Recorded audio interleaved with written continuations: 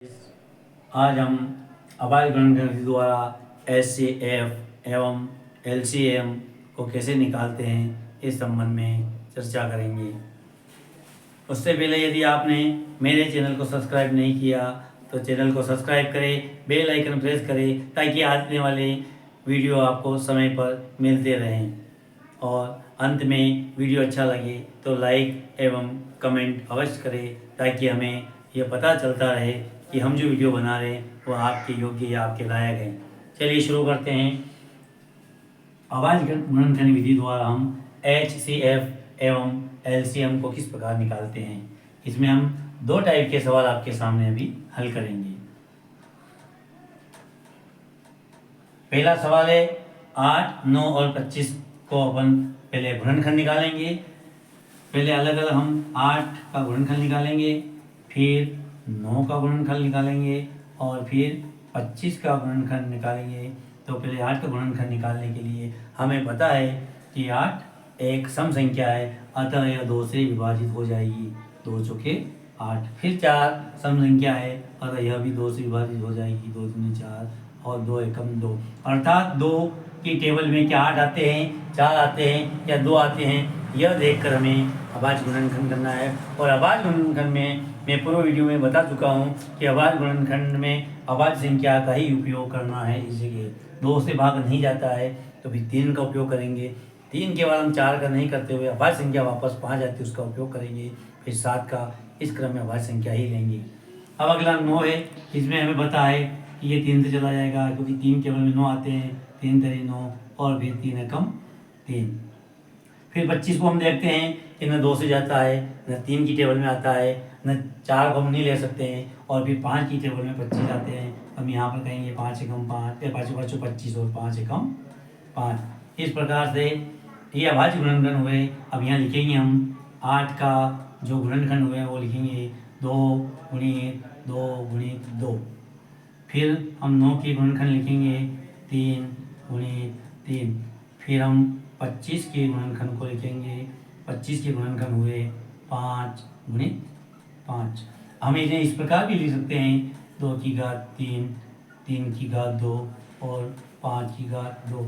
लेकिन हम यहाँ एक चीज़ देखते हैं कि जो तीनों में अगर यदि HCF निकालने के लिए तीनों में कहीं न कहीं यदि तीनों में एक संख्या मिलनी चाहिए। 2 यहाँ है, यहाँ नहीं है, यहाँ नहीं है, यहाँ 2 है, 2 इसमें कहीं नहीं है। अगर यहाँ 3 है तो इन दोनों जगह में 3 नहीं है।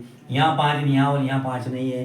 तो ऐसी कंडीशन में हम एक पीछे एक का गुणा और कर देंगे इस संख्या के अंदर, जिससे कोई फर्क नहीं पड़ता है। और यहाँ पर इस एक का गुणा तीनों में कर देंगे और इस एक को ही हम HCF मानेंगे।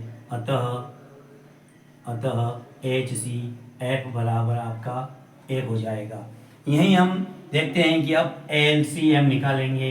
LCM निकालने के लिए हम देखेंगे ये, अब हम इसे वापस LCM जो लिखा हुआ है इसका यहाँ से हम निकालेंगे। तो जैसे यहाँ पे 2 की घात 3 है तो हम लिखेंगे 2 को हम 2 गुणित 2 गुणित 2 लिखेंगे। फिर गुणित 3 की घात 2 यानी 3 को हम 2 बार लिखेंगे और फिर 5 की घात को मतलब 5 को भी 2 बार लिखेंगे। इस प्रकार हम इसका गुणा कर लेंगे। यहाँ पर वही LCM होगा। 2 दूनी 4, 4 दूना 8, 8 तिया 24, 24 तिया 72 और 72 में 5 का गुणा करेंगे। ये 72 आए। 72 में 5 का अपन गुणा करेंगे। 5 दूनी 10 की शुपर लगाए, 5 7 35 और 1 36, 360 होंगे। 360 में फिर 5 का गुणा करेंगे अपन। 0 6 5 30 की सुपर लगा, 3 5 15 और 3 1800। तो आपका जो LCM आएगा वो 1800 होगा। एक विधि ये है LCM निकालने की और एक और विधि है LCM निकालने की, वो हम अगले सवाल में दूसरी विधि से समझाकर आपको LCM निकालने की विधि समझाएंगे। यहाँ आपने देखा होगा ये इसमें नहीं था एक, तो जो तीनों में होता है वो HCF होता है। जैसे यहाँ कोई भी संख्या ऐसी नहीं थी, 2 यहाँ नहीं थे लेकिन यहाँ और यहाँ नहीं थे। अगर यहाँ और यहाँ भी होते हैं तो आपका HCF 2 होता, लेकिन नहीं होने से हमने जिसका कोई इस प्रकार की संख्या नहीं होती वहाँ हम एक मान लेते हैं और LCM निकालने के लिए बची हुई संख्या होती है उसे लिख कर उसका गुणा कर दिया जाता है। हम दूसरी विधि आपको इस अगले सवाल में दूसरी विधि से हम LCM कैसे निकालते हैं वो बताएंगे। ये सेकंड सवाल हम समझने जा रहे हैं।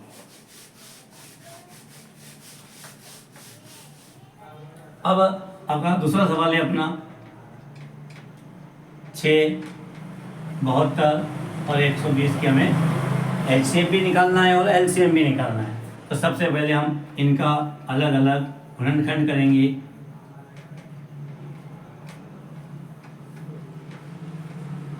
ये आपको आ जाना चाहिए, 2 तिया 6 और 3 एकम 3।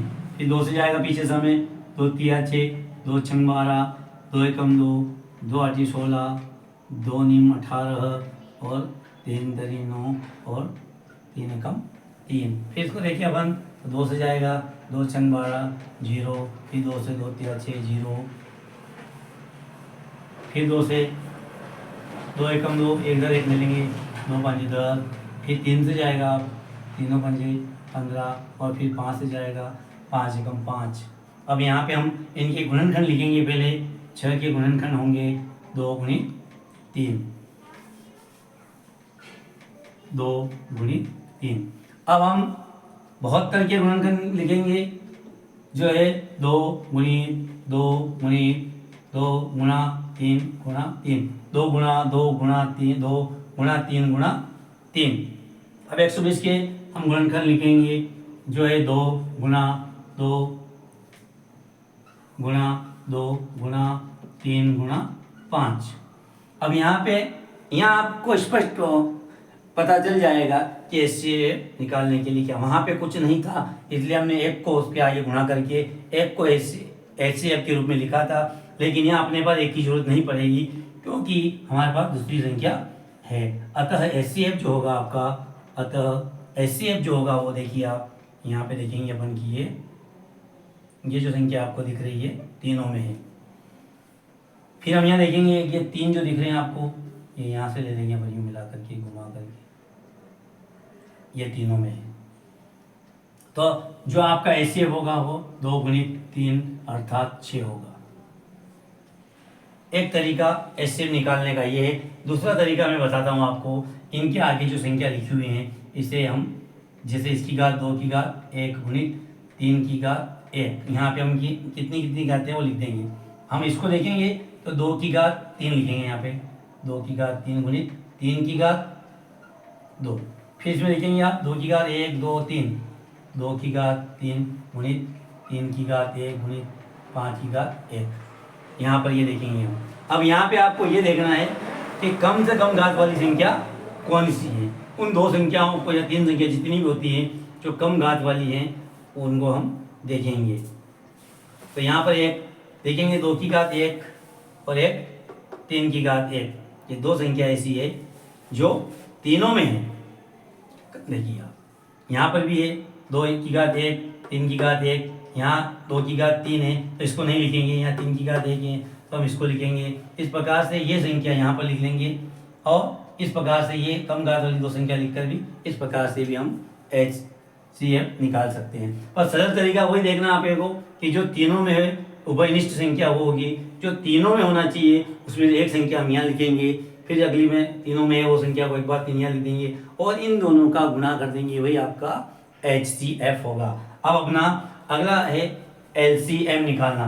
तो एलसीएम निकालने के लिए हम अब पहले जो तरीका अपना इससे पूर्व सवाल में उससे थोड़ा हट करके दूसरी विधि से हम एलसीएम निकालेंगे ताकि आपको सरलता लगे। इसी सवाल का अब अपन हमने पहले एचसीएम निकाला, अब इसी सवाल का एलसीएम निकालेंगे। तो इन सबको एक साथ करेंगे अपन, 6 72 और 120 का एक साथ एलसीएम निकालेंगे अपन। तो 2 से करेंगे, 2 तिया 6, 2 तिया 6, 2 छंग 12, 2 छंग 12 0। फिर 2 से करेंगे तो ये 3 ऐसा लिखना आपने, जो जिस टेबल में नहीं आता है उसको हम यथावत लिखेंगे। अब देखिए फिर इसको लिखेंगे 2 एकम 2, 1 बचा 16 हो जाएंगे, 2 आठी 16, फिर 2 तिया 6, कुछ नहीं बचा 0 के 0 0। फिर 2 से करेंगे अपन तो 3 यथावत लिखेंगे, 2 नीम 18, फिर 2 एकम 2, 1 बचा 2 पंजे 10। फिर 2 से ही करेंगे तो 3 यथावत लिखेंगे, फिर 9 भी यथावत लिखेंगे नहीं। तो यहाँ पर हम देख रहे हैं कि 2 के टेबल में कोई भी संख्या नहीं आती है।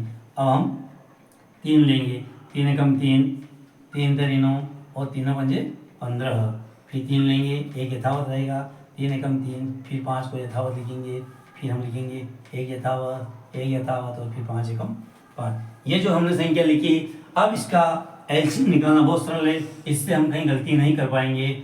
सबसे पहले हम तीनों के गुणनखंड लिखेंगे, 6 के गुणनखंड नहीं, डायरेक्ट निकालेंगे अपन एलसीएम। कैसे? अब एलसीएम निकालने के लिए क्वेश्चन में लिख देंगे 6, 72 और 120 बराबर, इनको हम यहाँ लिख देंगे आगे 2 गुणा 3 गुणा और 5 गुणा। अब इसको हम गुणा कर लेंगे, बड़ी संख्या से शुरू करेंगे। 5 3 15, 15 3 45, 45 दूनी 90, 90 दूनी 180 और 180 दूनी 360, अर्थात ये 360 हमारा एलसीएम है। यही इसका आंसर है। ये अलग अलग तरीके से भी, अब पहले पूरे सवाल में हमने अलग तरीके से समझा था, इसमें हमने एलसीएम को जो बताया जो तीनों में होता है, या 2 सवाल होते हैं, 2 संख्या का होता है, दोनों संख्या वो संख्या होना चाहिए, और 3 संख्या का तो तीनों संख्या वो संख्या होना चाहिए। उन जितनी बार आती है वो संख्या उन सबका गुणा करके एलसीएम निकालते हैं, और एलसीएम को इस प्रकार कंबाइंड एक साथ करके इन सबका एक साथ गुणा कर दो तो ये एलसीएम निकल जाता है। इस प्रकार एलसीएम को बड़े आसानी से हल किया जा सकता है।